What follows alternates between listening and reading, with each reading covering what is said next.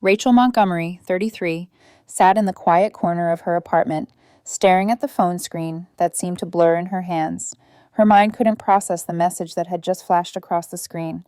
"Baby, we're having a baby. I'm pregnant." She felt her breath catch in her throat. There was no way. She was supposed to be infertile after the car accident 3 years ago. She had been told, without any room for doubt, that she couldn't have children. Yet here it was, a pregnancy announcement from her husband Ethan. A knot tightened in her chest, and the quiet buzz of her phone seemed to grow louder, louder, until it drowned out everything else. It wasn't just the pregnancy that was impossible. Ethan had betrayed her in the most hurtful way possible. Just 2 weeks ago, she found out he'd been having an affair with his personal trainer, someone she had trusted, someone he had worked with for months. The texts, the hotel receipts, everything. It was like a slow-moving nightmare, and now, with the message in her hands, she was living it. As she processed this, memories from the past few years flashed before her. She had worked tirelessly to build a life with Ethan. The house, the cars, the vacations they had promised each other. But those had all been lies. She had built it all on a foundation of trust, and now that trust was shattered. In the midst of her grief, Rachel expected at least some support from her mother. Her mother had always been a pillar in her life, even if she could be a bit overbearing. Yet, as Rachel shared the painful details of Ethan's affair, her mother's reaction was not what she had expected.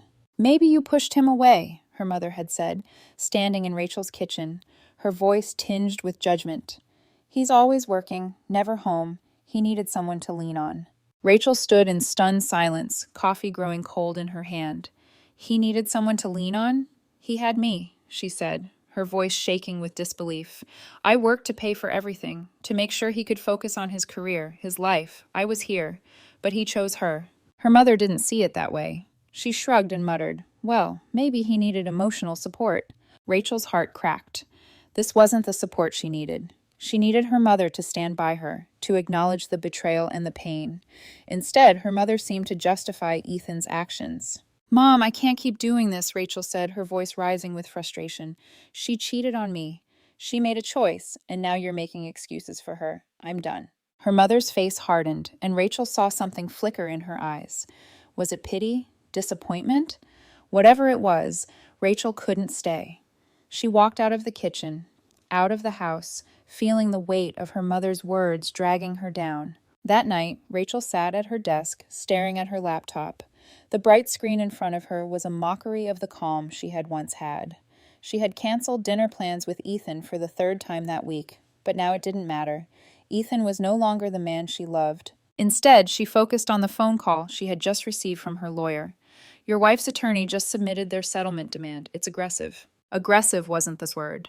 The demand for half of everything, including her 401k, the full equity in their house, and spousal support of $4,000 a month for 3 years, was outrageous. But what came next was a gut punch. "Your mother has been in contact with her attorney," the lawyer added, offering to provide testimony about your marriage. Rachel froze. She couldn't breathe. "What do you mean? My mother is helping her?" she asked, her voice shaking. "Yes, she's offered perspective, something about you not being present enough, about your work schedule," the lawyer explained. It's not great for your case." Rachel ended the call in silence. She couldn't comprehend it. Her own mother, helping Ethan, the man who had destroyed everything? She called her mother immediately, her fingers trembling as she dialed. When the line picked up, she didn't wait for pleasantries. "Did you contact my ex's lawyer? Did you tell them things about me?" Rachel's voice was tight, controlled, but her heart was racing. "I gave them some perspective, yes," her mother replied, as if it was a simple matter. Rachel could feel her stomach twist. "You what?" "Someone needs to be reasonable here. You're being too harsh, Rachel," her mother said, her tone dismissive. "Ethan needs support, and you're ruining everything." Her heart broke, the betrayal sinking deeper. This wasn't just about Ethan. This was about her mother, too. Someone who should have supported her. Someone who should have stood by her side no matter what. Instead, she had chosen Ethan, chosen to betray her own daughter's trust.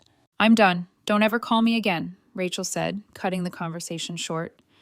She hung up, her heart pounding in her ears.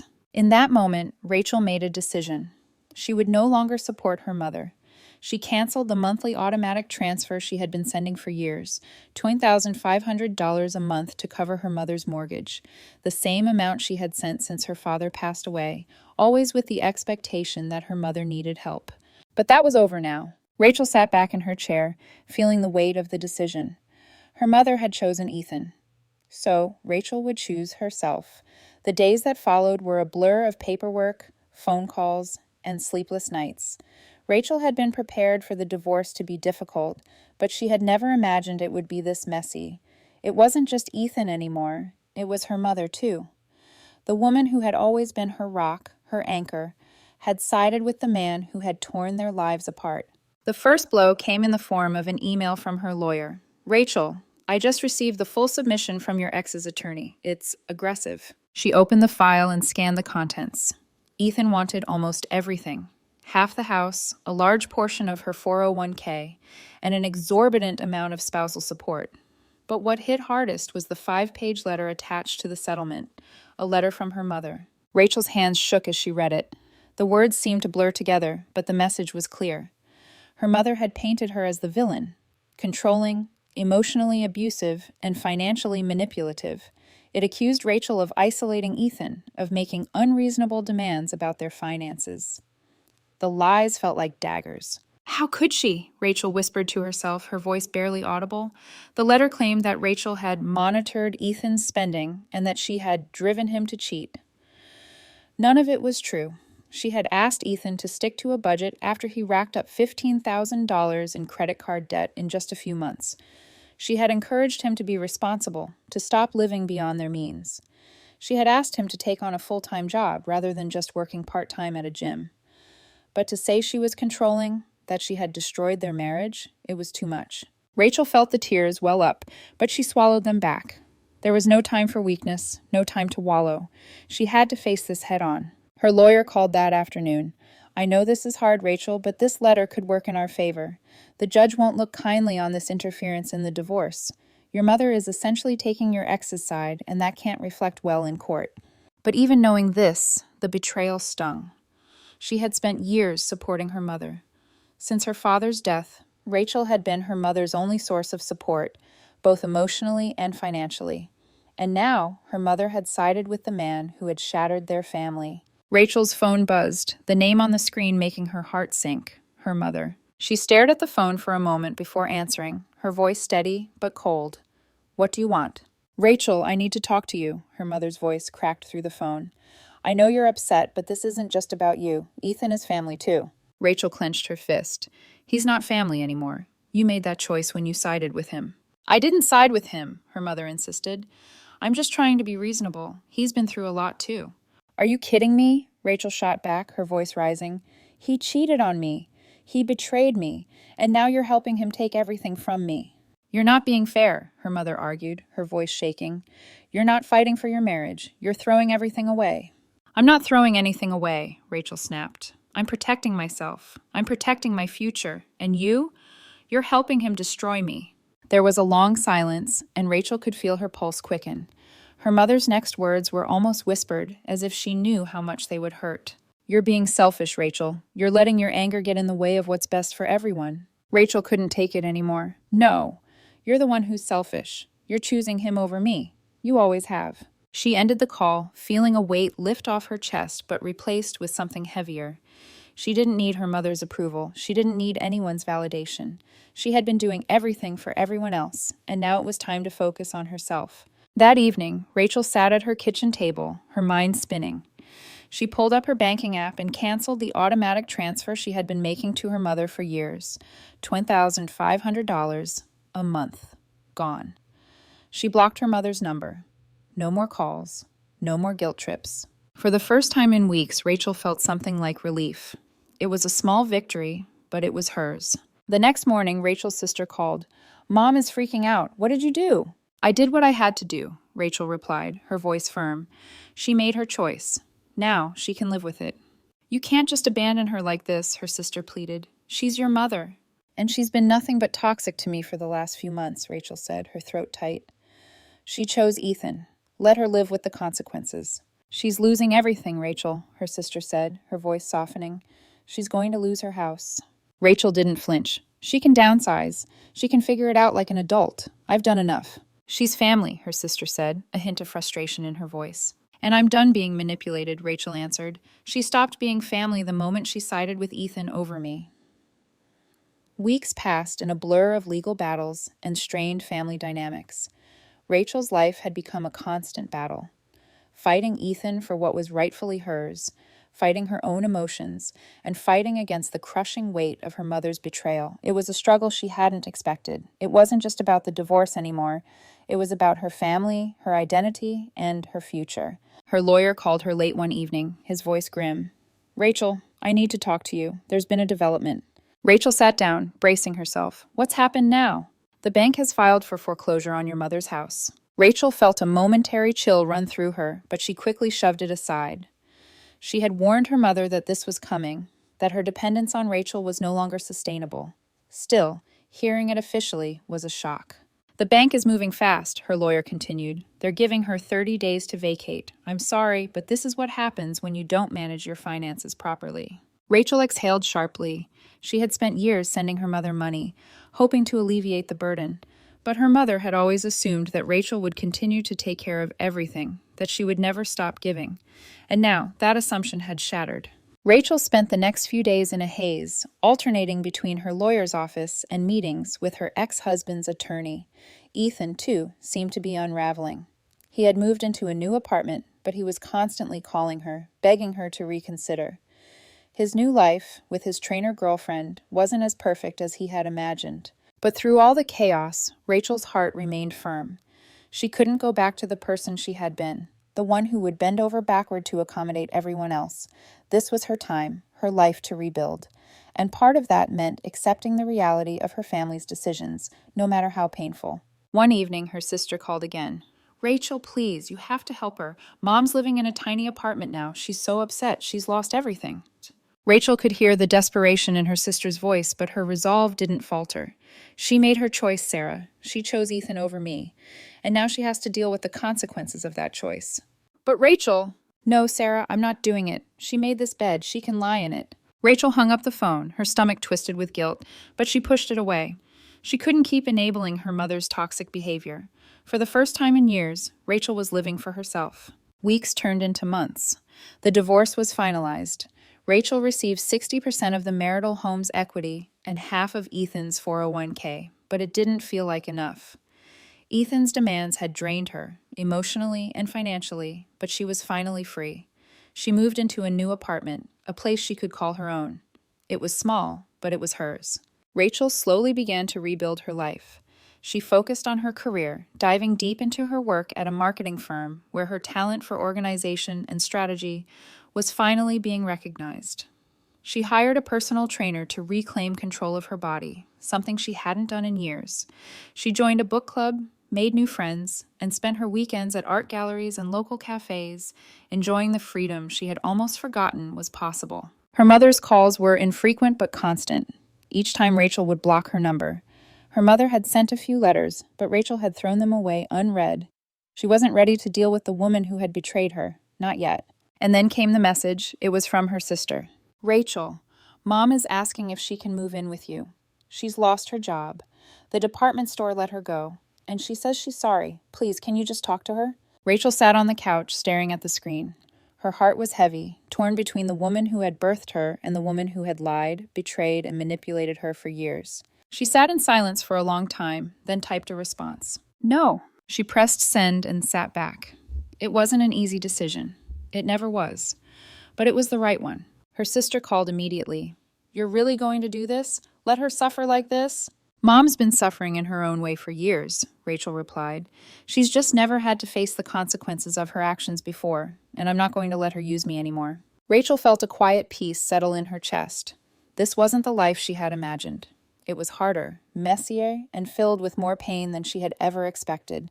But it was hers. She had chosen it, and in choosing herself, she had found a quiet kind of freedom. The weeks that followed were calm. Ethan's life continued to crumble. His girlfriend, the personal trainer, had left him when the money ran out. Rachel heard from a mutual friend that he was living back with his parents, trying to rebuild his life, but it was too late. She didn't care anymore. Rachel spent her weekends at the marina, walking along the dock, enjoying the warm breeze, and staring out at the boats. The life she had fought for, the life she was now building, was full of new possibilities. She had cut the toxic ties, the ones that had weighed her down for years, and now she was free. One afternoon, her brother called. "Rachel, I've been thinking about Mom. She's doing really poorly. I'm worried about her." Rachel was quiet for a long time, the weight of his words settling in. Finally, she spoke, her voice steady. "I can't help her anymore, David. Not the way she wants me to. Not until she understands what she did and why it hurt me." "I get it," he said quietly. I wanted you to know that I see what you're doing, and I respect it." Rachel smiled softly, a weight lifting from her shoulders. "Thanks, David. I appreciate that." And for the first time in months, Rachel felt something she hadn't in a long time. Peace. Months had passed, and Rachel's life had begun to settle into something resembling peace. The whirlwind of the divorce, the betrayal from Ethan, and the strained relationship with her mother were all things she was learning to live with. She had her own apartment, her own routine, and for the first time in years, she felt like she was in control. Rachel spent her weekends sailing, something she had always dreamed of but never had the chance to pursue. She took the boat out most Saturdays, enjoying the solitude, the fresh air, and the freedom that came with it. The wind in her hair and the endless horizon ahead of her made her feel alive, unburdened. She had finally embraced a life that was hers alone, a life she had fought for, and it was nothing short of liberating. But even in this newfound freedom, there were moments when the past would creep back in. Her mother's occasional letters, which Rachel still never read, came like clockwork. And then there was the unexpected text from her sister one night. "Rachel, Mom's trying to reach you again. She's been saying she's sorry. Can you at least talk to her?" Rachel sat on her couch, her fingers hovering over her phone. She had heard it all before. Her mother's apologies were always self-serving, always about the consequences she faced, not the hurt she had caused. The text wasn't new. Her mother's calls were the same, her words rehearsed. "I'm sorry for what I did to you." But Rachel knew it wasn't real. It was a cry for help, a plea for the old dynamic to return, the one where Rachel was the provider, the fixer. Rachel didn't respond, but her thoughts lingered, and when she went to bed that night, she couldn't shake the feeling of emptiness. She had cut ties with the woman who had raised her, the woman who had given her life, but it still stung. Even now, after everything, a small part of her missed the idea of having a mother who truly understood her, who had supported her without expectation. A week later, Rachel received a call from her brother David. "Hey, Rachel, I don't want to push you, but Mom's not doing well. She's still struggling. I just think you should at least hear her out." Rachel's jaw clenched, her mind racing. She had already made her decision. She had to protect herself. She had to keep moving forward. "David, I can't keep doing this," Rachel said, her voice calm but firm. "I've given her everything I can. She chose Ethan over me, and she has to live with that. I've made my peace with it." "I get it," David replied, his voice soft. "I just think maybe you should consider forgiving her." Rachel took a deep breath, her gaze fixed on the window as the sun dipped below the horizon. She didn't know what the future held for her relationship with her mother. Maybe one day she'd be ready to listen, to try to rebuild what had been broken, but not yet, not while her mother still hadn't truly understood the damage she'd done. "I can't, David, not until she fully understands what she did to me. I've been betrayed by her in ways I didn't even think were possible. I can't just let her back in without that." David was quiet for a long moment before he spoke again. "I get it, I really do. But just know, Rachel, that if you ever want to have a relationship with her again, it's going to take more than just time. It's going to take her actually owning up to everything." Rachel felt a weight in her chest. This wasn't easy. It never would be.